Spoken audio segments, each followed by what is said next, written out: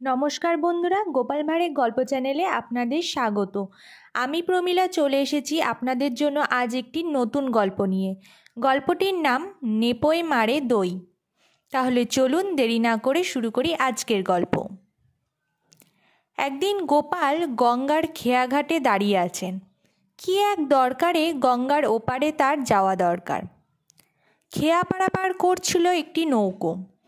নৌকাটি কিছু আগে ওপার থেকে একদল যাত্রী নিয়ে ফিরেই আবার এপারের একদল যাত্রী নিয়ে মাঝ নদীতে চলে গেছে। ফিরে আসতে দেরি হবে। অগত্যা গোপালের দাঁড়িয়ে অপেক্ষা করা ছাড়া উপায় নেই। খেয়াঘাটে নামা যাত্রীরা যে যার জায়গায় চলে গেছে। কেবলমাত্র দুজন দাঁড়িয়ে তর্কাতর্কি করছে। তাদের দুজনার মাঝে মাটিতে বসানো আছে এক হাঁড়ি দই। একজন গলা চড়িয়ে বলছে, এই দইয়ের হাঁড়িটা আমার। অন্যজন বলছে, বললেই হলো, এটা আমার হাঁড়ি। প্রথমজন ঘোরতর প্রতিবাদ করে বলল, বাজে কথা বলো না, এটা আমার হাঁড়ি। তোমারটা হয়তো নৌকা থেকে নামাতে ভুলে গেছো, আমারটাই নিয়ে তুমি খামোকা দাবি করছো। অন্যজন বলল, না, এটা আমারই, তোমারটা তুমি নামাওনি, ভেবে দেখো। এরকম বচসা থেকে শুরু হলো তাদের মধ্যে হাতাহাতি। কেউ এক ফোঁটাও দাবি ছাড়তে রাজি নয়।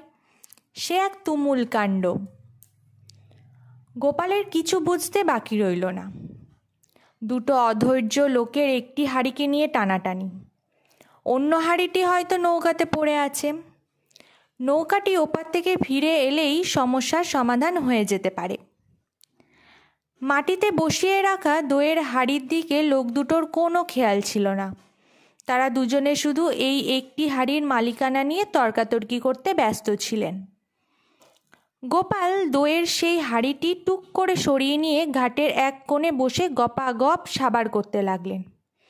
পাশ থেকে একজন জিজ্ঞেস করল, এমন সময় দই খেয়ে পেট ভরাচ্ছেন যে? গোপাল সহাস্যে বললেন, আজ্ঞে হ্যাঁ, নেপো হয়ে মারছি দই। দইয়ের হাঁড়িটি আমার নয়, আমি নেপো। তো বন্ধুরা, গল্পটি আপনাদের কেমন লাগলো অবশ্যই কমেন্টের মাধ্যমে জানাবেন এবং একটি লাইক শেয়ার করবেন। আর চ্যানেলে যদি নতুন হয়ে থাকেন চ্যানেলটিকে সাবস্ক্রাইব করে আমার পাশে থাকবেন।